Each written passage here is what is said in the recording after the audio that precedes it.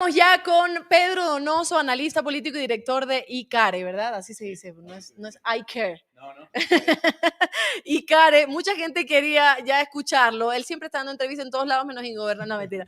Pero lo invitamos a Ingobernables y enseguida dijo que sí. Y hay mucho que analizar, y si ustedes también lo siguen en redes, ven estos comentarios que salen de todo lo que está sucediendo en el país. Y por eso es bueno tenerte, Pedrito. Muchísimas gracias por estar aquí. No, por favor, gracias por la invitación, Alondra, qué gusto. La última vez que te entrevisté fue en un café con JJ. Hace 1000 años. Hace 1000 años. Sí. Nunca más me he entrevistado. Nunca más. Nunca me he invitado, nunca más me he entrevistado. Estamos peleados. Pedro, ahora mismo le decía en el corte que no sé por dónde comenzar, porque han pasado tantas cosas en el país. Voy a comenzar con lo que pensé que iba a ser lo último, y es un poco el desgaste, no sé si usted lo siente también, que tenemos los ciudadanos, sobre todo aquellos que estamos más cercanos a la política o que nos afecta directamente. Pero ¿cree usted que ha habido un desgaste emocional, o sea, de términos de salud mental, de todo, por ver cómo se está llevando la política, no solo de Guillermo Lazo, no solo Lenín Moreno, sino todas estas contiendas políticas, todas estas elecciones, toda la asamblea? O sea, ha habido, yo ya no quiero, o sea, a veces tengo que hacer esto porque es mi trabajo, porque lo amo, pero a veces digo, ya no quiero, prefiero el silencio. O sea, ¿cómo ha visto y cómo se está llevando esto en el país? A ver, digamos, no sé si hay una conexión directa entre el tema de la política y el humor social. Nosotros Sí. investigamos mucho el humor social. Yo de lo que más hablo es de humor social, porque finalmente para mí el humor social es una cifra que me ayuda a entender lo que puede estar sucediendo, ¿no es cierto? Y de un tiempo acá, finalmente las cifras son las mismas, ¿no es cierto? Todo el 2022, todo el 2023, digamos, de acuerdo a las cifras de perfiles de opinión, que es la encuestadora que nosotros consumimos, nos dice que hay un altísimo pesimismo presente y futuro, ¿no? 9 de cada 10 ecuatorianos y ecuatorianas se sienten pesimistas del presente y entre 7 a 9 se sienten pesimistas del futuro dependiendo del ámbito, porque lo interesante de esta encuesta es que te plantea en lo económico, en lo político, en lo social, ¿no? Yeah. ¿Por qué es importante el humor social? Porque de una u otra manera te está marcando, ¿no es cierto?, si una sociedad, digamos, evidentemente está optimista o pesimista, pero si es que, digamos, desde la gobernabilidad hay más margen de maniobra para tomar decisiones, para hacer cambios, etcétera, etcétera, etcétera. Yeah. Ese es el primer, digamos, factor que nosotros analizamos. El segundo factor que nosotros analizamos, que también tiene que ver con la encuesta de perfiles de opinión, ¿no es cierto?, es la credibilidad que tiene el Estado, por ejemplo, Yeah. ¿no? Es decir, cuántas personas creen en el Estado, ¿no? Y estas dos últimas encuestas de perfiles de opinión, más bien estas últimas 3, nos hablan que solo 2 de cada 10 personas creen en el Estado.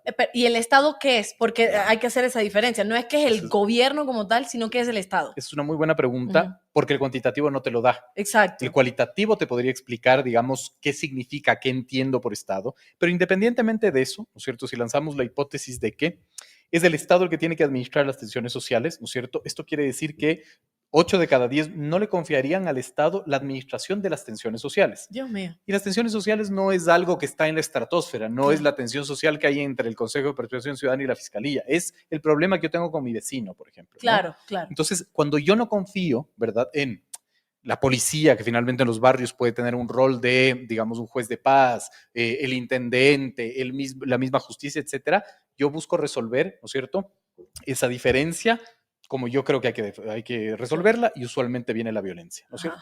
Y el tercer elemento que es fundamental, ¿no es cierto?, es la confianza interpersonal. En el Latinobarómetro del 2020, ¿no es cierto?, esta encuesta regional decía que América Latina es la región más desconfiada del mundo. Yeah. ¿Qué quiere decir esto? Que finalmente nosotros no confiamos en los otros. Yo no confío en el otro. Es decir, la otredad, digamos, está quebrada.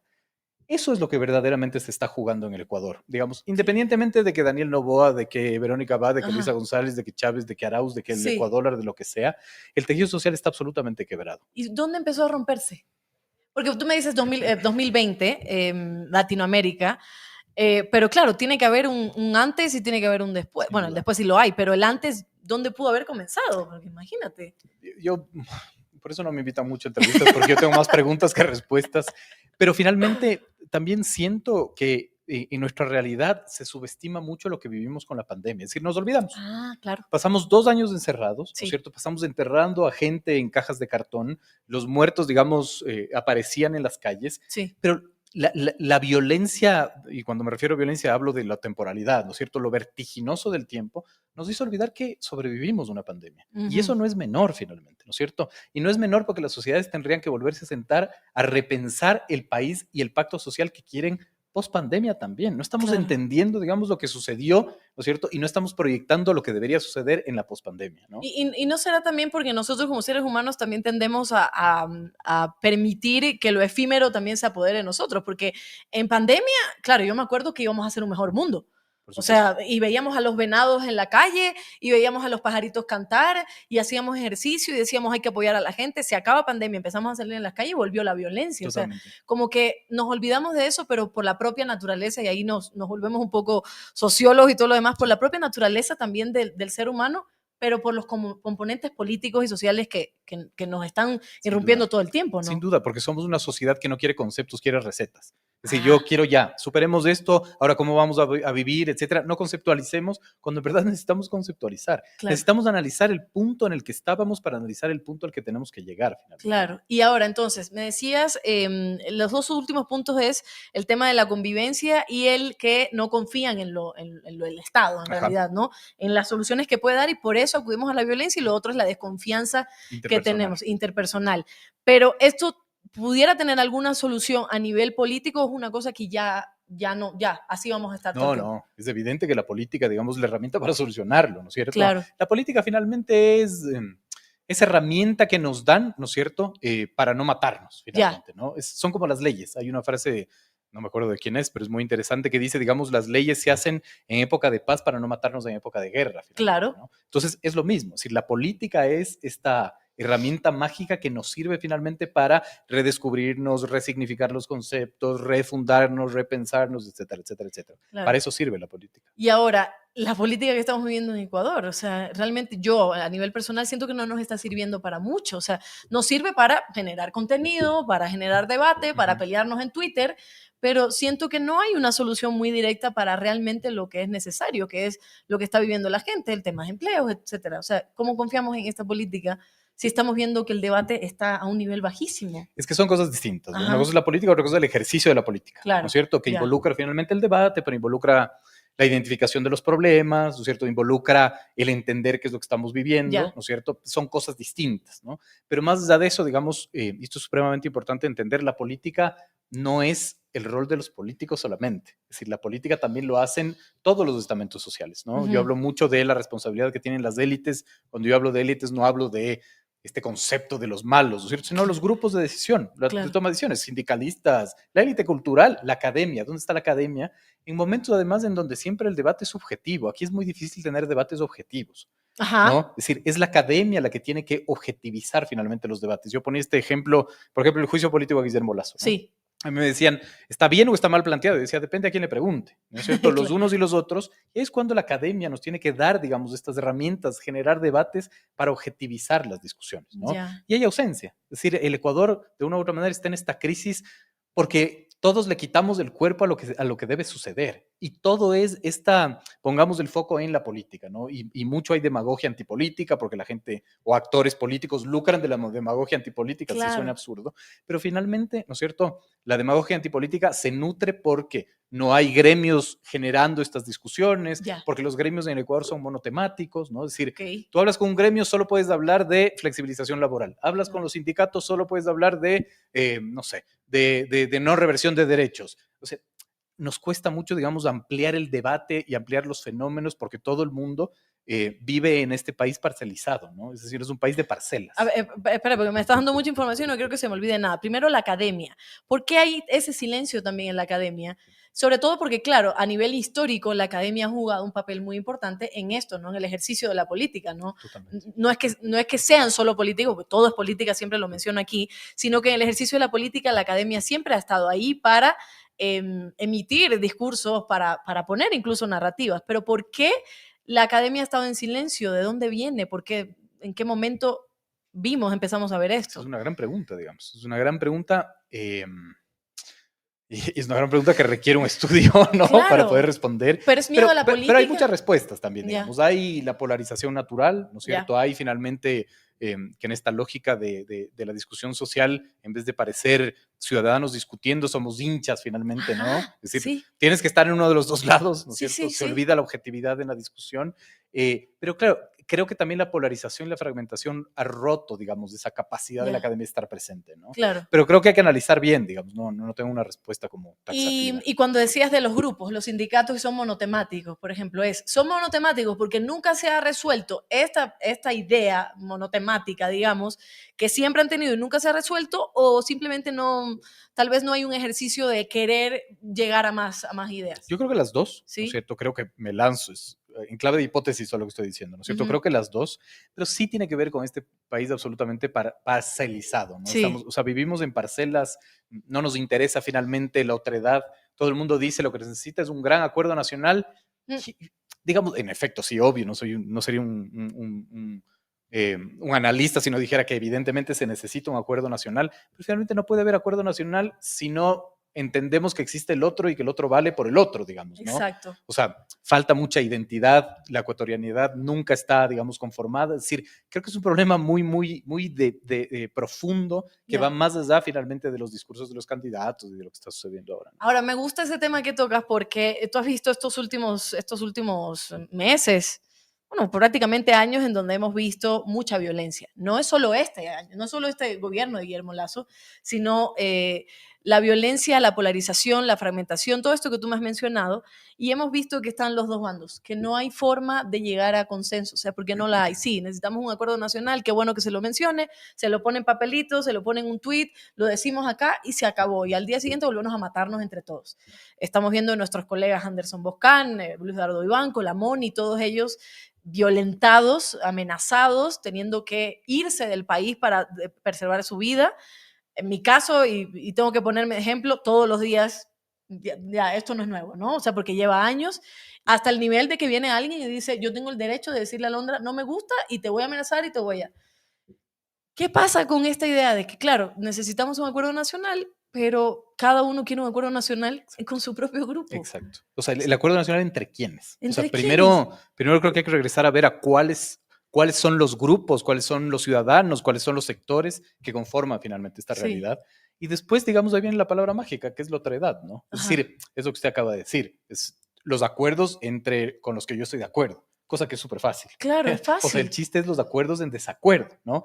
A mí me da mucha risa cuando la gente te dice, no, pues en la mesa no puedes hablar de religión y de política. Es lo que más hay que hablar. Lo que pasa es que la gente le tiene miedo al conflicto porque no entiende que la democracia es conflicto, pero porque Claro, no sabe conflictuar. El claro. problema es que no sabemos conflictuar. El conflicto es correcto, está bien. Necesita válvulas de escape, necesitamos sentarnos, digamos, a debatir, pero no sabemos cómo debatir. Claro, Y eso tiene que ver porque o sea, no yo, pero los grupos finalmente no reconocen a los otros y no le dan el valor a los otros, ¿no? claro. Entonces, un bando desconoce y quiere proscribir a los unos y el otro quiere proscribir a los otros. Imposible ponerse de acuerdo, sí. Sí. Pero no solo eso, sino que no hay un acuerdo desde el origen. Y eso tiene que ver con la identidad ecuatoriana. O A sea, ver, mi gran pregunta para mí es, ¿a mí qué me identifica con una mujer shuar, por ejemplo, o con un joven afroecuatoriano Esmeraldas? Absolutamente nada. ya. Es decir, no hay esta ecuación que une la identidad ecuatoriana y que yo creo que, digamos, ese es un factor que viene desde hace muchísimo tiempo Claro. y que requiere mucha reflexión y Y, mucho concepto. y que no es una identidad, son las identidades que convergen Exacto. en una. Pero esto es interesante porque ahí entonces vemos octubre de 2019, junio de 2022, donde uno dice que no, que a mí no me identifica el indígena, De que el acuerdo. indígena es apenas del 7-8%, Sí. entonces yo no me veo esto porque yo soy más guapo, yo soy más blanco, y ahí es donde, y a ver, yo como cubana, y esto le puede molestar a algunas personas, pero siempre he comentado esto con otras personas, en donde decimos, el tema de la identidad en un país es tremendamente importante. Pero ¿qué pasa cuando en serio no nos sentimos como ecuatorianos porque tú eres más blanco que yo Totalmente. o porque tú naciste en otra región? O sea, si nosotros llegamos a superar esto, ¿crees? Sé que es un poco utópico y muy subjetivo y muy ideal y todo, pero si llegamos a superar este tema de la identidad, si nos empezamos a sentir y a ver la otredad, podemos de alguna forma incidir en cómo se maneja la política, en cómo nosotros manejamos también la política desde las calles, desde nuestros espacios. No, sin duda, digamos. Pero esta lógica de la dinámica social, más allá de la política, olvidémonos de la política un Claro, ratito, ¿no es cierto? claro, Es la dinámica social. sí, Y la identidad y esta relación identitaria no tiene que ver incluso con lo racial o ya, con la nacionalidad. ya, Es decir, yo no tengo a mi vecino que, digamos, le odio porque hace mucho ruido y porque él es ista y yo soy anti, por lo Ya. tanto lo invisibilizo y con él no quiero hablar, finalmente. Y no quiero hablar para ponerme de acuerdo cómo limpiamos las veredas, es decir, es desde lo micro, es desde lo cotidiano, ¿no es cierto? Y ahí creo que de una u otra manera hay una afectación, pero esto no tiene que ver con octubre del 19 o con junio del Claro. 22, tiene que ver con el levantamiento de los 90, el levantamiento indígena, tiene que ver con cómo se formó el Ecuador, es decir, tiene que ver con, Wow. nos da mucha pereza de pensar la importancia del concepto de la identidad. Nos da mucha pereza, Claro. digamos, Y ¿no? ahí es Porque donde la queremos academia puede recetas, ayudarnos por incluso. supuesto. Ya. Pero incluso los gremios empresariales también, Claro. ¿no? Es decir, los gremios empresariales, sindicales, la cultura finalmente, ¿no? Sí. Es interesante porque en muchas discusiones se cree que la cultura es arte. No, no, la cultura finalmente es el factor que debería unificar la identidad, que nos ayuda a poner sobre la mesa la lógica identitaria, etcétera. Por eso es que incluso se separa arte y cultura, o sea, no, Evidentemente. no es lo mismo. Ahí quería hacer un paréntesis porque lo que tú estás mencionando, yo en estos días he vivido un proceso también interno de repensar muchas actitudes que también yo he tenido, que ha sido parte de esta también violencia, de estas peleas, de estos encuentros con otros. Y claro, hay momentos en donde uno llega a pensar que su pensamiento es absoluto y que tú estás en una posición correcta y que el otro no, entonces tratas de imponer esa posición. Y sin embargo, Primera Cita, por ejemplo, nos ha dado la oportunidad de poder hablar con otras personas, de poder generar un debate, de poder escuchar, de poder entender. Y tal vez terminamos, no estamos de acuerdo, ¿verdad? Pero lo entendemos. Pero ¿por qué se nos es tan difícil como seres humanos, en serio, estar sentado al lado del otro que no piensa igual? ¿Por qué queremos imponernos a toda costa? Porque no reconocemos al otro como igual. Es Mm, decir, sentarnos a conversar no es para que yo le convenza. La lógica no es claro, pontificar, la lógica no es claro, convencer, la lógica es conversar. La claro. lógica es conflictuar. Es decir, Ujú, yo creo en negro, usted cree en blanco, finalmente. Yo no voy a modificar sus creencias, pero voy a dar la validación ujú. de verle al otro, de valorar que el otro me está diciendo, ¿no es cierto? Y vivir la otredad. Es en Ujú, ese sentido lo que hay claro. que, de una u otra manera, valorar, ¿no? Me gustó esta parte del tema, a todas las personas que nos están escribiendo, ya después voy a leer los mensajes. Dice Loli, excelente ese analista. Ese. Sí, lo que dice es tan cierto, somos más hinchas más hinchas de la política. Excelente hablar de la identidad, la hemos perdido, dice Pedro Ramos, un tema poco analizado, pero clave. Felicidades por esta entrevista. Ya está, pues aquí lo voy a Ya traer va. más. Perfecto. Perfecto. No, Y pero eso que soy feo, pero no soy marxista, pero perfecto. así mismo es. Dice, sí, ya es hora que la gente evolucione esos argumentos de odio y racismo para que podamos llegar a ser un gran país. Julio Zumba, y bueno, dice Gloria, Correa enseñó el odio en Sabatinas. Y ahí volvemos, y ahora sí quiero tocar el tema de política, porque también, y es algo que yo me acuerdo cuando nosotros conversamos mucho en la RPL y entendíamos los discursos de odio, porque hay discursos de odio que son incluso más, que tienen más alcances que otros en el sentido de quién los expresa, ¿no? Entonces, hablando de estos temas, los políticos o estas personas que tienen un cargo mayor o que tienen una influencia mayor, ya sea Lazo en la consulta popular diciendo que nosotros, los que iban a votar por el no, éramos narcos o delincuentes, pero también Correa al decir que, bueno, pero el aniñado y el que piensa, todos estos discursos, ¿en qué se diferencian de un discurso troll? O sea, ¿por qué tienen más carga? Y cómo también pueden incidir en la colectividad. Y entonces, y cómo Sí. también seguimos esto, ¿no? O sea, bueno, no tengo las respuestas porque esto es para hacer un Claro. estudio, todo en Ujú. clave de hipótesis, ¿verdad? Pero es súper interesante porque de una u otra manera los discursos, ¿no es cierto?, no solo tienen su peso en la narrativa, sino en el origen, ¿no? Es decir, Claro. el discurso de odio es un discurso que tiene más peso dependiendo de quién lo diga, evidentemente. Si quien lo dice tiene todo el aparataje del Estado para decirlo, ¿verdad? Tiene un peso mayor e incluso eso se puede transformar en lo que nosotros hemos investigado mucho, que se llama la criminología mediática, ¿no? ¿Ya? Es decir, si yo, digamos, digo, esa persona es un narcotraficante, si Pedro Donoso lo dice, no tiene tanto peso, pero si un presidente en una sabatina lo dice, tiene tanto peso. Ya. Si un presentador en un canal tradicional tiene tanto peso. Ya. Si en la asamblea lo dice un diputado, tiene peso. Si un etcétera. ¿No? Es decir, no solo es el mensaje, sino también es el peso de origen que le puedo dar, ¿no es Ya, cierto? claro. ¿Por qué, digamos, tiene más llegada o no tiene más llegada ese discurso de odio? Yo creo que tiene que ver con los mitos enraizados, por ejemplo, ¿no? Ya. A ver, me voy a ir a otro ejemplo. Escuchaba ahorita en redes, o leía en redes más bien dicho, que decían, ¿por qué no hacen tanta bomba de que la candidata vicepresidenta por Daniel Noboa habla de que la dolarización no es buena. Lo leí, ¿Por ajá. qué finalmente no tiene tanto? Porque eso tiene que ver con el mito finalmente. Es decir, digamos, no hay un mito de desdolarización alrededor de esa candidatura. Sí hay el mito de desdolarización Ah. alrededor de la candidatura del correísmo, digamos, ¿no? No estoy diciendo que está bien o mal, Sí, solo sí, estoy sí, intentando sí, describir cacho. el hecho, ¿no es cierto? Sí, Por eso golpea más que Arauz hable del ecuadólar, ¿no es cierto?, que Abad hable del ecuadólar, ¿no? ya, Es un ejemplo, digamos, claro, ¿no? claro, Entonces, claro. pero a la larga, digamos, los discursos de odio son graves porque el discurso de odio se extrapola a otras cosas. Se extrapola a la persecución del Estado, se Ujú, extrapola a que yo crea que tengo el derecho de encontrar a Alondra Santiago tomándose un café y claro. reclamarle porque yo tengo el derecho, porque de una u otra manera me sostiene este discurso que yo he leído a los demás, ¿no? Eh, Entonces, no es menor finalmente. Y los mm, discursos de odio nacen del poder y nacen de los contrapoderes también. claro, y ahí esta gente, porque igual todos como somos entes políticos, pero también seguimos también discursos, estamos también dispuestos a escuchar estos discursos y de alguna manera seguirlos o no. Bueno, una persona, bueno, no quiero estigmatizar, pero una persona que puede llegar a hacer un análisis sobre los discursos que se están emitiendo, independientemente de la persona que lo haga, puede llegar a asumir o a decidir si lo toma o no y si lo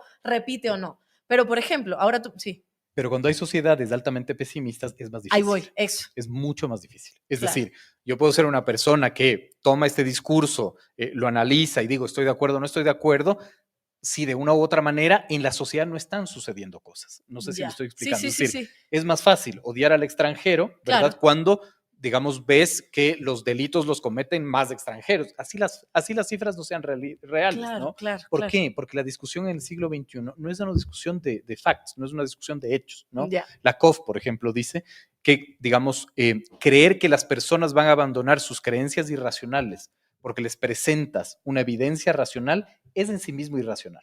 Ah, ¿No? ya. Porque la gente en el siglo XXI cree más en los dogmas de fe, ¿verdad?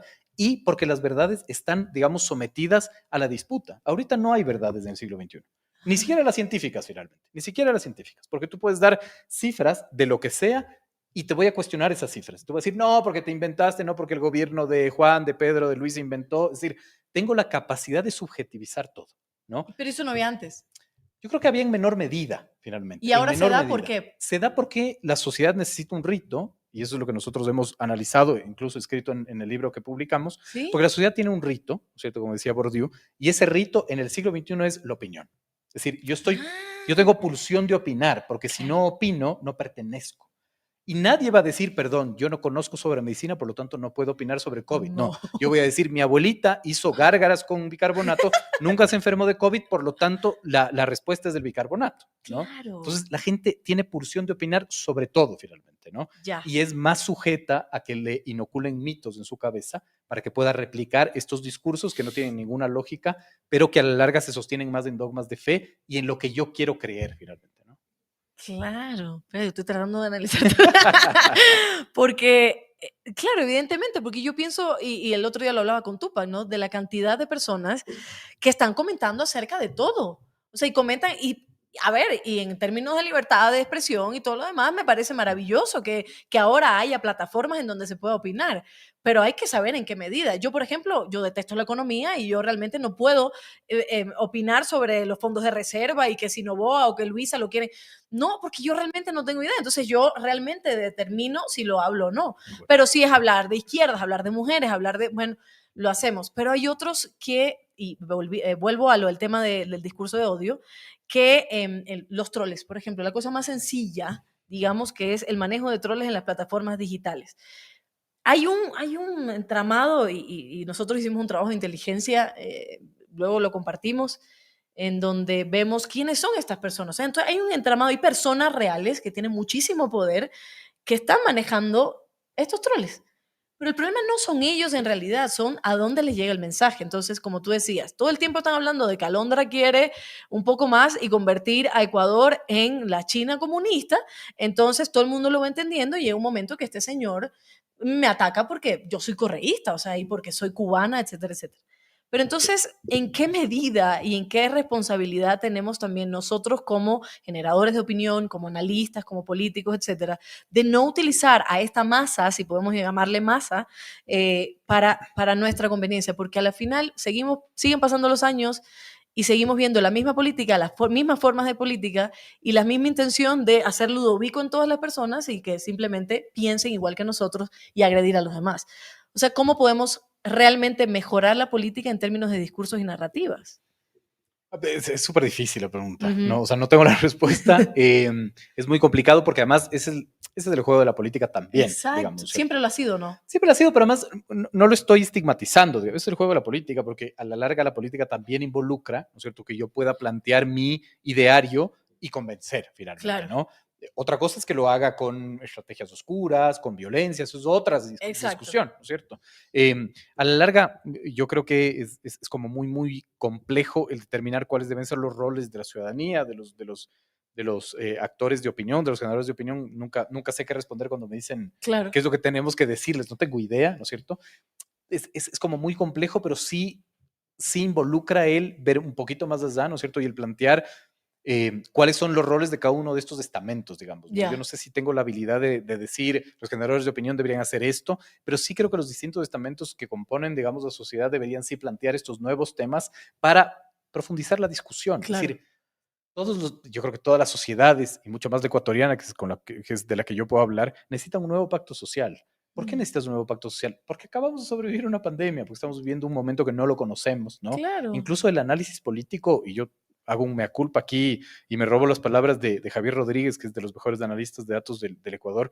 Él decía, ya los analistas políticos ya no podemos solo hablar de política, tenemos que incluir el componente de la violencia para entender lo que está pasando, y nosotros no tenemos, bueno, yo no tengo un bagaje académico para poder Claro, analizar también ese componente. Entonces se dificulta mi trabajo también, ¿no? claro, claro. Entonces, todo eso involucra finalmente el que tengamos que hablar de un nuevo pacto social. Aquí es cuando la gente se pone nerviosa porque dice, no, otra constitución, vamos, no sé cuántas. Pero para mí no es un problema cuantitativo. Es decir, Ya, nos quitamos las mascarillas, ahora, ¿qué tipo de país, de sociedad necesitamos? En esta ya. sociedad, además, altamente vulnerable a la violencia, porque además hay otro tema súper importante que es, no estamos entendiendo cómo la violencia está cambiando el mapa de este país. No lo estamos entendiendo. Sí, Ni siquiera hacemos el intento, ¿no? ya. Ecoavisa publicaba hace unas 4 semanas que, por ejemplo, hay empresas de aseguradoras que ya no te aseguran tus bienes en provincias de la costa, por ejemplo. Eso está cambiando el mapa, incluso comercial, de esas provincias, ¿no?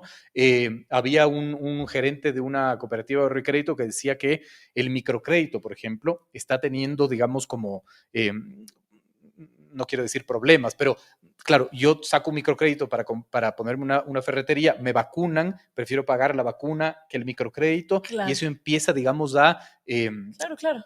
dañar, digamos, la estabilidad del microcrédito, qué sé yo. No estamos entendiendo. O sea, no estamos entendiendo Claro. los más de 1.500 adolescentes que han salido finalmente de las escuelas para dedicarse a hacer grupo, a pertenecer, digamos, a grupos violentos. No estamos entendiendo. Estaba leyendo una cifra el otro día y qué pena que nunca me acuerdo de las cifras, pero era una cifra horrible de miles y miles de niños en Esmeraldas que ya no van a la escuela, o sea, que han, ¿cómo se dice la palabra? Desertado, Sí, ¿sí? deserción escolar. Que de las escuelas, o sea, que no Sí. están ahí. O sea, y ahora son niños de 10, 11 años. Así es. Mañana son adultos que no pudieron, no tuvieron la posibilidad de acudir a una escuela, de aprender o tener un futuro. O Así sea, es. que no es una cosa de que se puede acabar con el siguiente gobierno, No. sino que las consecuencias son a futuro, ¿verdad? Totalmente. No estamos entendiendo la consecuencia de esta nueva ola migratoria, por ejemplo, ¿no? De Eso, origen y de llegada, ¿no? Hay, exacto. hay muchísimos reportajes ahorita que hablan de niños mendigando en las calles de Nueva York, por Sí, ejemplo, ¿no? lo vi, No estamos entendiendo. Y claro. no hay nadie que lo esté entendiendo, pero sobre todo no tenemos cifras. Ese es otro de los problemas del Ecuador. Somos un país sin Todavía cifras. no tenemos el censo. No tenemos el censo poblacional, pero no solo eso, no tenemos generadores de cifras, ¿no? Ya, Es decir, el Estado no te genera cifras, la academia no te genera cifras, nadie investiga en este país. Entonces, es difícil emitir política pública si no hay, digamos, evidencia claro. científica para hacerlo, ¿no? Claro, y para hacer investigación también no es solo de voluntad, sino Así es. también de generar también capacidad para esto, ¿no? Financiamiento, estructura, Financiamiento, todo lo voluntad demás. política, etcétera, Claro. etcétera, etcétera. Y hablando de este tema, que acudimos a la violencia, que no solo está pasando en Ecuador, sino que Ujú. estamos viendo, no sé si estoy equivocada, pero hay una ola mundial de no sé si llamarlo neofascistas o de una derecha ultra o de no sé si estoy hablando desde mi propio sesgo, ¿no? Desde la izquierda, pero sí siento que hay muchos discursos mucho más fuertes que antes, que era simplemente, yo no estoy de acuerdo con esos rojos, sino que ahora hay una violencia mucho más enfática, mucho más tácita, de hecho, pero que me acuerda a años donde realmente por ser diferente te mataban, o sea, y está sucediendo a nivel mundial. O Ujú. sea, yo entiendo que la política es cíclica, que sí que la izquierda, derecha, pero lo que estamos viviendo creo que es como una ruptura y un cambio total en términos ideológicos, ¿no? Digamos, yo creería que sí, no me atrevo a hablar de Claro. geopolítica, porque no tengo conocimiento más Ajá. allá. Pero claro, la gran pregunta ahí es por qué estos discursos, por Sí. ejemplo, yo no sé si de extrema derecha, pero estos discursos, no sé, homofóbicos, clasistas, Ujú, racistas, tienen tanta cabida. Para mí, esa es la gran pregunta. Es ujú. decir, ¿por qué? Y yo creo que Sí, necesita muchísima investigación. Es decir, ¿qué es lo que estamos, en qué estamos fallando finalmente, ¿no es sí. cierto? Para que, por ejemplo, salgan a que en la marcha indígena de junio del 2022 en la Ruta Viva salgan con armas a disparar. O sea, ¿qué es lo que está sucediendo? No, no, Exacto. no lo entendemos, No, digamos. y no es el discurso, porque claro, Pedro Donoso de repente dice estoy en contra de estos manes, entonces ya, pero no es que solo el discurso, sino de todo aquel que lo está siguiendo y se está apropiando de ese discurso. Eso es lo que hay que Pero además, analizar. ¿qué te provoca el que pases del discurso a la acción?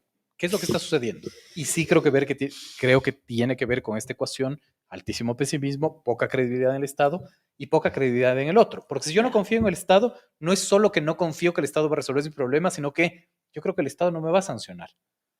Si yo golpeo a alguien, si yo acoso a alguien en una Sí, cafetería, el Estado no me no va va a a pasar nada. sancionar porque no sanciona. Y, Hay claro, impunidad. claro, Y no hay impunidad judicial en este país, hay impunidad social, hay impunidad política. claro. ¿No? Es decir, aquí alguien puede venir en un micrófono a decir, no sé, me invento, hubo fraude electoral, encontramos ¿cómo era? Un cuarto de conteo de votos paralelos y en este país no pasa nada. No pasa No nada, pasa nada, claro. ¿no? Entonces hay impunidad social, hay impunidad política y hay impunidad judicial. Y eso de la impunidad social, yo siempre lo he visto, yo me acuerdo que cuando llegué aquí decían, si tú vas en un auto y tienes un accidente, tú solo sigues, una cosa así, o sea, si atropellas a alguien, tú sigues, porque si no vas tú preso. Uh -huh.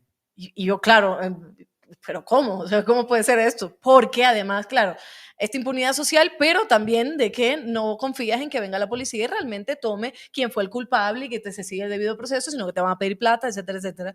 O sea, estamos realmente en una deformación de la sociedad que no tenemos que darle todo el valor y ¿cómo se dice esto? Como la carga de la solución a los políticos, sino nosotros como sociedad. Digamos, no sé si nosotros, porque también es como súper perverso decir a la ciudadanía que ahorita sale y tiene miedo a que le maten y no sabe con Claro. qué comer, a que, bueno, y ahora es su responsabilidad recuperar la sociedad. No, pero sí creo que, digamos, a los estamentos. Lo que quiero decir es que hay que ampliar más el círculo del escrutinio público y Ujú. no es solo los políticos, digamos, Ya. ¿no? O sea, la exigencia social es la academia donde está, los gremios donde están, los sindicatos donde están, la élite cultural donde está. Es decir, digamos, esta lógica de repensar cuál es el rol de todos nosotros, ¿no? De cada uno, porque es súper fácil echarle la culpa al político de turno y decir que la Sí. política es un asco y no meternos finalmente en absolutamente nada, ¿no? ¿Y será que estos gremios y la academia, etcétera, también, otras de las posibilidades que estamos hablando, también sienten un poco de, bueno, también ahí está el temor, que lo tenemos todo y es generalizado, pero el temor también de la violencia que puede venir por tomar ciertas posturas? Totalmente. O sea, porque Claro. eso también, ahora más que nada, si yo digo que soy de este partido o yo digo del otro, realmente voy a ser violentada. O sea, Absolutamente. Pero además, digamos, este círculo de la violencia, y de la polarización y de la fragmentación y la brecha, tampoco es que viene desde hace 20 años, ¿no? no, Viene desde que el Ecuador es república, evidentemente. Y hay claro, clivajes no solucionados. Es decir, claro. este clivaje mentiroso del correísmo, anticorreísmo, a mí me parece que es un chiste, ¿no es cierto? Porque para mí no marca, digamos, un comportamiento social, puede marcar un comportamiento electoral, sí, pero no marca un comportamiento Sí, social. ¿no? Pero el comportamiento social, por ejemplo, Sierra Costa sí te marca finalmente, ¿no? Sí. El comportamiento importadores-exportadores, digamos, en las discusiones de la gran élite, por ejemplo, ¿no? Las brechas entre empleadores y trabajadores, por ejemplo, ¿no? Ujú. Es decir, hay un montón de clivajes que siguen vivos en el Ya. Ecuador y que marcan los comportamientos sociales también. Ahora que dijiste correísmo, anticorreísmo, hoy veía un tuit, ay, no me acuerdo si era de Soledad, pero que hablaba de que en esta segunda vuelta se ha visto menos el discurso de correísmo, anticorreísmo, ¿no? Que en la segunda vuelta tal vez no se ha tocado mucho como se tocaba en la primera. Yo no sé, porque eso evidentemente así mismo hay que hacer un análisis, hay que encuestas y todo lo demás, pero yo tengo que decir que a nivel personal estoy realmente cansada y agotada que solo se nos limite a eso. sea, si yo no estoy de acuerdo con algo de Correa, entonces eres anticorreísta, no, no estás en mi círculo.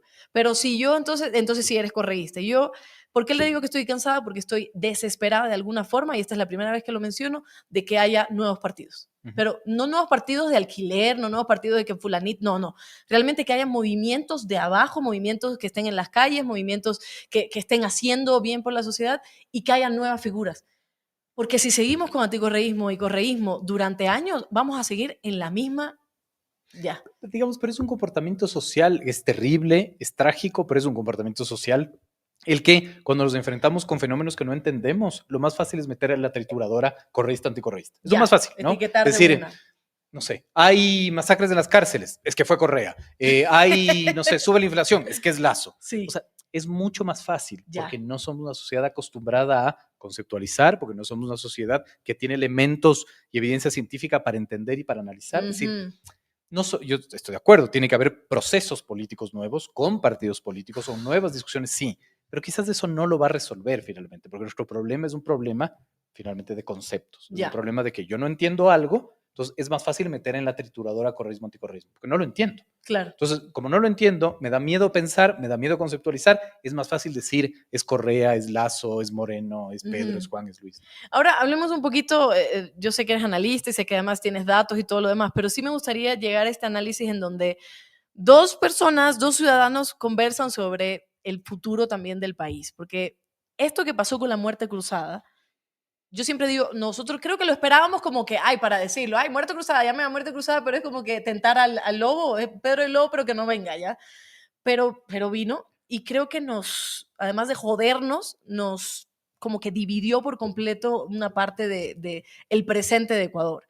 Más allá de temas democráticos y que la muerte cruzada también es un proceso democrático, lo que sea, lo que estamos viviendo ahora con estas elecciones también nos va a llevar consecuencias al futuro. Primero, la primera pregunta es sobre el pasado, sobre el momento en que Guillermo Lazo dice sobre la muerte cruzada, el juicio político, temas de corrupción, etcétera, una asamblea que también estuvo totalmente deslegitimada. Eh, esta solución que mucha gente la aplaude, ¿realmente usted cree que si tenga un futuro que digamos, qué bueno que sucedió la muerte cruzada? ¿O estaremos diciendo, qué tontera? O sea, estamos peor que antes. O sea, es para entender el proceso Mm, democrático más que nada, es lo sí. que trato de entender. Digamos, yo en su momento celebré la muerte cruzada. Y Sí, celebré la muerte cruzada porque creo que cuando tienes una sociedad altamente polarizada y una sociedad desesperada por válvulas de escape, la muerte cruzada fue una válvula de escape. ya, Es ok, decir, cambió el escenario. Yo no estoy de acuerdo con que, ay, es que había que mandar a la casa, a la asamblea. No, esa no es la discusión, ¿no es ya, cierto? Porque más las cifras te dicen otra cosa. claro, Perfiles de opinión te decía en su encuesta, no me acuerdo exactamente de qué mes era, ¿verdad? Te decía las preguntas que había que hacer. ¿Usted está de acuerdo con la muerte cruzada? La gente te respondía 7 de cada 10 sí. Entonces, pero no era el framing de, es que los 7 de cada 10 quieren que se largue esa asamblea desprestigiada. No, porque la pregunta era la muerte cruzada que involucra que la asamblea se vaya a su casa, pero que qué Lazo lazo. llame a elecciones. Es decir, de una u otra manera sí era una representación del rechazo, digamos, a la institucionalidad, ¿no? Ya, ok. Que nos puede parecer bien, pero a la larga está mal, porque eso incuba el fuera a todos, que de una u otra manera es un escenario totalmente incierto. Pero más allá de eso, sí nos ayudó, digamos, a liberar la tensión, ¿no es cierto? Tipo de tensión, un tipo de tensión social que sí nos trajo finalmente el juicio político a Lazo, ¿no? Es decir, Ujú. con la CONAIE diciendo, si no hay juicio político, todos nos tomamos las calles, ¿no? Es decir, había altísima, digamos, tensión que yo creo que ahí democráticamente se utilizó la herramienta democrática, ¿no Ujú. es cierto? Y se instó finalmente una muerte cruzada que en mi rol de analista me parece que es un fenómeno súper interesante de analizar, ¿Verdad, ¿no? no? Porque además estamos viendo cómo la democracia está funcionando. Todo el Claro. mundo me va a lapidar por lo que acabo de decir, pero no necesariamente. Estamos Claro, viendo cómo la Corte Constitucional le pone frenos democráticos a un ejecutivo. claro. Estamos viendo cómo el ejecutivo le puso un freno democrático a la Sí, asamblea. Es decir, es la institucionalidad funcionando en un claro, país en donde no funciona la institucionalidad, ¿no? claro. Entonces, la muerte cruzada, yo no sé si nos vaya a hacer bien o mal a futuro, pero yo creo que en ese momento sí ayudó a liberar las tensiones en un momento de, sobre todo, muchísima desesperación política. Pero no estamos pecando en verlo solo en términos de institución o de ejecutivo, legislativo,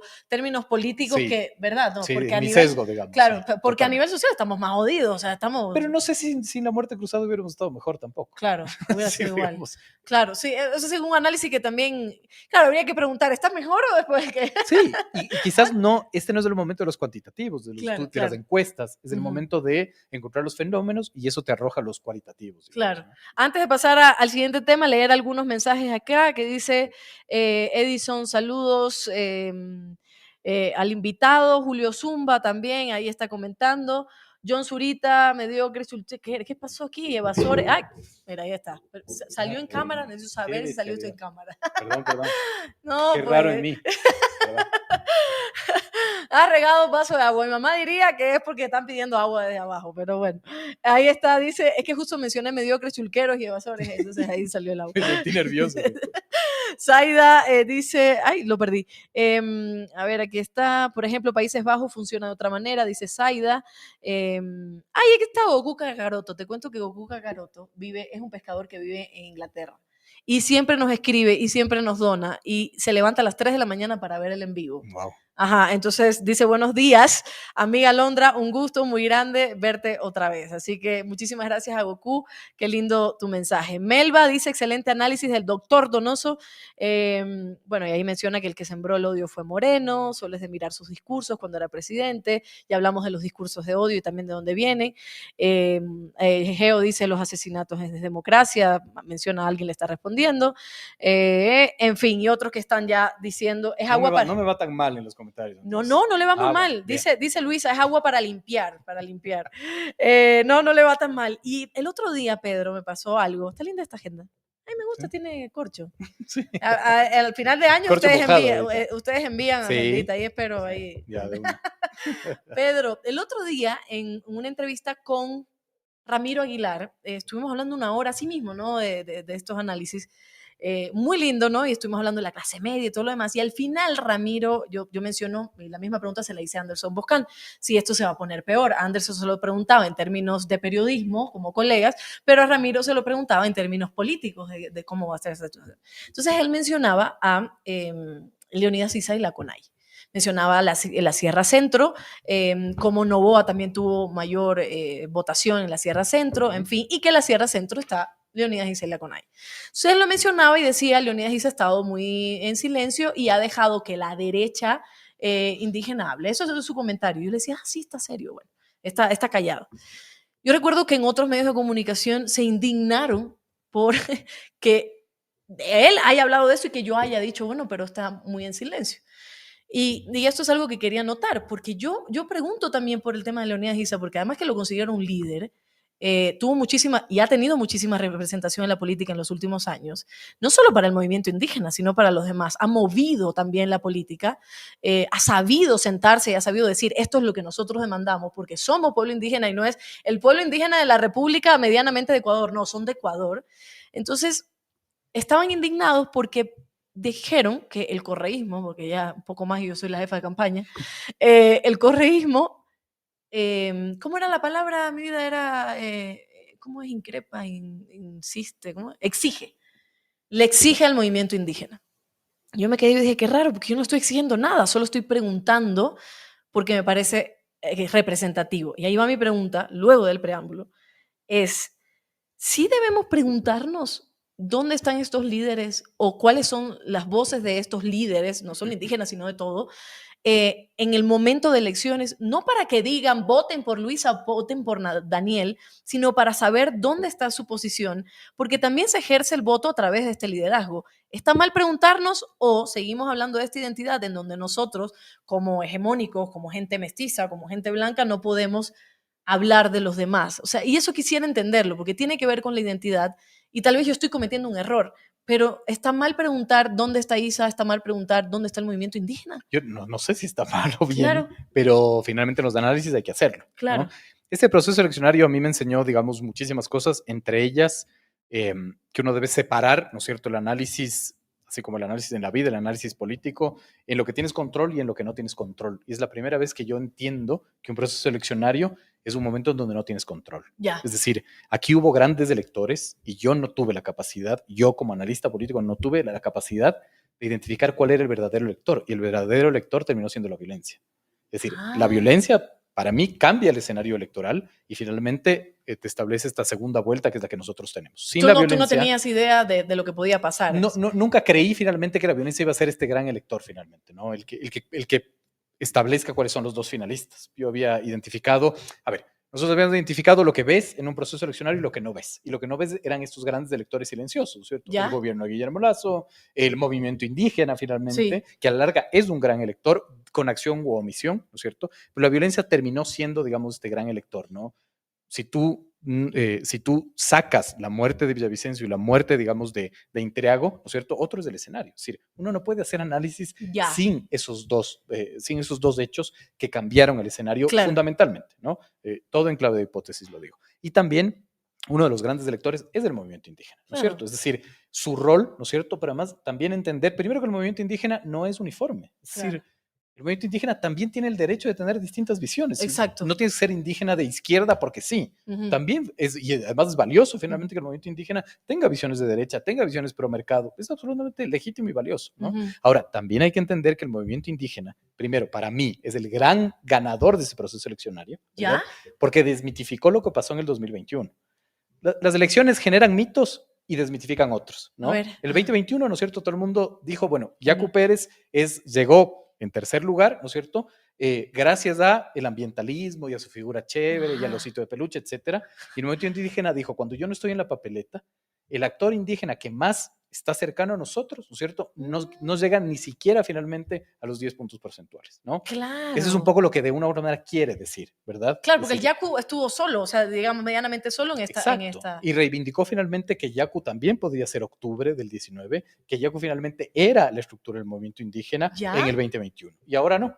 Entonces Ya. también está jugando un juego de estrategia electoral. Es decir, para mí el movimiento indígena no está pensando en el 2023, está pensando en el 2025, con el Ah, sacrificio que hace. Ahora, digamos, gente con la que he discutido de política, ¿no es cierto? Me dice, pero Pachacuti sacó muchos menos asambleístas y escaños que en el 2021. Sí, claro, pero yo hablo del movimiento indígena, yo no hablo de Pachacuti, no, claro. que son cosas distintas, Sí. porque además en esta incapacidad que tenemos nosotros de entender los fenómenos, metemos en un saco a todo el mundo. Ajá. Todos los indígenas son iguales, todos los jóvenes son iguales, todas las mujeres son iguales, cuando hay una diversidad, digamos, de pensamiento, ¿no? Ya. Entonces, no sé si está mal o bien hablar del movimiento indígena, pero es Claro. necesario ponerlo sobre la mesa, como yo creo que es un gran elector, ¿no es cierto? Y analizar cuál es su apuesta finalmente y cuál es en esa lógica cronológica, cuál es su apuesta de captación de poder, que es totalmente legítimo. Claro, y eso de que la CONAIE no es Pachacuti, yo me acuerdo que con todas las actitudes que tuvo Pachacuti en la asamblea, que fueron, a mi modo de ver, desastrosas y vergonzosas, yo recuerdo que cuando entrevistamos a Leonidas Giza aquí en Primera Cita, y en otros programas, recuerdo que él decía que no, o sea, que había una separación, que él no confiaba, que él no estaba de acuerdo con lo que estaba pasando en Pachacuti, y tomaba también distancia de eso, y creo que ha sido, por eso lo menciono, porque además de que me cae muy bien, lo menciono como un líder que ha sabido llevar de alguna forma y separar a los demás que no para no ensuciarse tampoco. O sea, ha sabido separarse, ha sabido tomar decisiones y ha sabido de alguna forma. Y mira, cuando yo dije esto, a los 2 días que lo publicamos, justo aparece Leonidas Giza diciendo vamos a reunirnos y estos son nuestros mandamientos, digamos, por así decirlo. Esto es lo que queremos.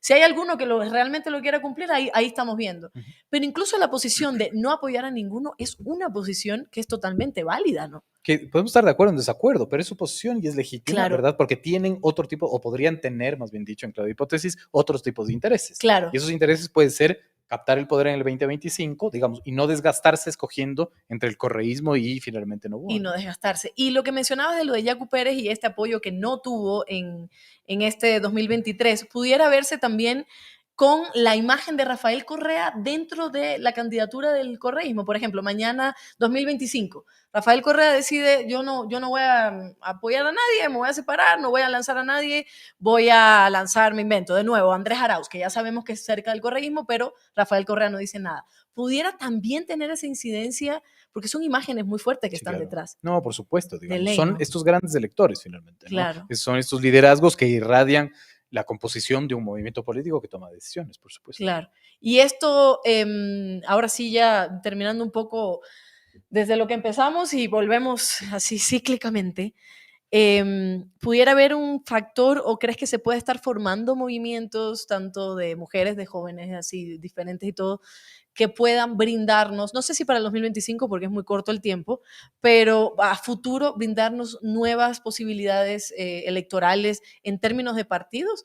Porque lo que hemos visto en una izquierda democrática creo que no tuvo ningún candidato, No, creo no, que no tiene a no nadie. presentó, no No, y presentó, en la asamblea creo que no tiene a ninguno. por eso no presentó Claro, candidaturas. A nadie. Y la Pachacuti tiene 3, 4 creo que 5 me asambleístas. parece. No, Llegaron a no estoy, 5. no, O sea, realmente no es mucho, pero Pachacuti y Izquierda Democrática, que son partidos 1, 2, viejos, que son 3, 4. partidos realmente que ya, pues, o sea, también como el correísmo, la Revolución Ciudadana, pudiera haber nuevos movimientos, pudiera haber interesados en políticas, y lo pregunto porque a los jóvenes le dicen que no. Y hay analistas que dicen que no quieren participar en política. Y sin embargo, yo sí siento que son los que más quieren participar en una nueva forma de hacer política. Sí, yo no creo que hay que circunscribir la política con la política electoral. Son Ya, cosas ok. distintas, digamos. Yo Sí. veo procesos emergentes, ¿no es cierto?, de jóvenes haciendo política, de mujeres haciendo política, de Sí. ambientalismo, finalmente, es decir, que no está circunscrito, digamos, al ámbito electoral, ¿no es cierto? Y creo que son fenómenos interesantes. Sí. No sé si haya la capacidad finalmente de que esos fenómenos se extrapolen a lo electoral, no tengo claridad en eso, pero igual creo que hay que reivindicar estos procesos, ¿no? Es decir, Ya. porque no todo es política electoral, digamos. O sea, la política es un universo gigantesco y circunscribir finalmente esta discusión de política es la política electoral, creo que Claro. le hace un daño, ¿no? Le hacen Pero daño. finalmente, de una u otra manera, estamos viendo que reformas jurídicas del Código de la Democracia están ayudando a que por lo menos los partidos estén obligados a, por ejemplo, poner un binomio paritario, digamos, ¿no? Ujú. Que eso fue Claro. supremamente importante, a pesar de que el Consejo Nacional Electoral no quiso cumplirlo, ¿no? Ujú. Entonces, ese tipo de cosas también, incluso también desmitifican algo que es clave. En este país todo creemos que es voluntad y no es voluntad. Es decir, tiene que haber restricciones legales, tiene que haber obligaciones legales para que los jóvenes puedan participar y para que las mujeres puedan participar. Así es, pero aún así, aunque haya esto legal, si nosotros no tomamos esta Totalmente, legalidad realmente y la practicamos, de totalmente. nada sirve. Es como escribir una política pública y no hacerla y no ejecutarla, porque, claro, el CNE no quería, después salieron este movimiento de mujeres a decir, no, no, no, o sea, te vas al carajo, tienes que ponerlo, pero no sé si usted se dio cuenta, y de ley que sí, que todas las mujeres a candidatas a vicepresidentas estuvieron totalmente silenciadas en la campaña. Absolutamente. Porque yo solo escucho, recién estoy viendo a Verónica Bati porque se ha dedicado también el troll center del otro equipo a sacarle todas las cosas, pero yo no, de hecho, y mil disculpas, no me sé el nombre de las otras candidatas, Totalmente. porque nunca lo analizamos y Así es. también peco de eso, nunca lo analizamos. Qué lindo que haya paridad, pero ¿cómo? O sea, Sí, no, entendible totalmente, claro. es terrible y hay Ujú. que, digamos, escrutarlo y hay que denunciarlo, pero de una u otra manera lo tomó por sorpresa a los Claro, movimientos, pero creo que en el 2025, como ya están obligados, tendrán que regresar a ver, digamos, a las figuras de ya. mujeres que se han ido formando o que de una u otra manera se pueden formar, ¿no? La última pregunta, ahora sí. El periodismo ecuatoriano, o sea, hemos visto, primero desde, nos faltan tres, que siempre va a ser una cosa que vamos a extrañar a tres periodistas, a tres hombres, a tres personas que se fueron y todavía el gobierno, cualquiera que sea, no da una respuesta real, que ha jugado de alguna forma con las familias. Pero a partir de ahí está Carol Noroña, están periodistas asesinados, está Anderson Boscan, están otros, o sea, todo el periodismo ecuatoriano de alguna forma se ha visto amenazado por términos no solo violencia política, no solo que tenga que ver desde el gobierno, sino la de las calles. Y el otro día veía algo, que los periodistas sí están cambiando ese chalequito bien bonito que siempre ponemos las cosas por chalecos antibalas. Entonces es feo ver un periodista en eso, claro, porque no estás en una guerra, o sea, que tienes que cuidarte y estás saliendo con cascos y todo lo demás. El futuro del periodismo ecuatoriano, ¿cuál puede ser? Y no lo hablo desde el periodismo, sino de la garantía que debe ofrecer un Estado para que podamos ejercerlo. Es una pregunta muy compleja, digamos, porque tampoco estamos entendiendo cómo la violencia está cambiando ese fenómeno, ¿no? También, Yo no sé si tengo las credenciales para hablar del periodismo, mm, pero claro, es uno de los ámbitos golpeados finalmente y que golpea a la larga la democracia. La gente muchas veces dice, pero ¿por qué los periodistas y no los arquitectos? Los arquitectos son muy importantes, obviamente, pero digamos, la democracia está ligado mucho más, digamos, al periodismo, ¿no es cierto? Es claro, periodismo que puede contar historias, que puede, digamos, revelar datos, etcétera. Y ese mapa también está cambiando y nosotros no estamos entendiendo la noción de lo que involucra tener 5 periodistas exiliados por la violencia. No así estamos, es. no estamos dándole la gravedad finalmente, No, ¿no? Porque ya cotidianizamos todo y claro. ese es un problema. Yo creo que en resumen, yo antes siempre te hemos entrevistado y todo lo demás, y yo creo que antes había mucha más certezas en términos de análisis por lo que estábamos viviendo, pero creo que ahora me deja como esa sensación de que ustedes como analistas también y personas que están haciendo las encuestas todo el tiempo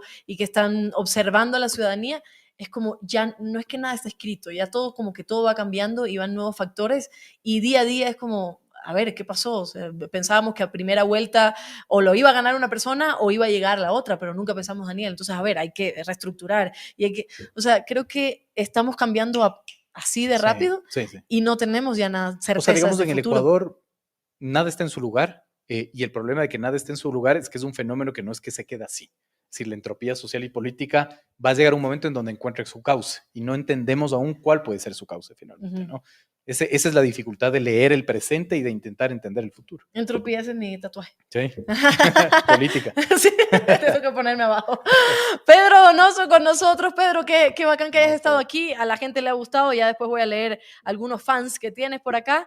Pero siempre es bueno hacer estos análisis que la gente pueda después volver a escuchar, sobre todo aprender también, pero sentirse identificado con lo que está pasando. Porque no es una cuestión que lo hablamos en un medio de comunicación sintiéndonos superiores, sino que también podemos llegar a hablar como ciudadanos y entender lo que estamos viviendo. Así que, Pedro, de verdad, muchísimas No, gracias. por favor, disculpas lo del agua. Ya dañé un parlante. Ya. Ahí está Pedro Donoso. ¿Me voy a esta o sigo aquí? Sigo aquí, ¿verdad? Pedro Donoso con nosotros aquí en Ingobernables y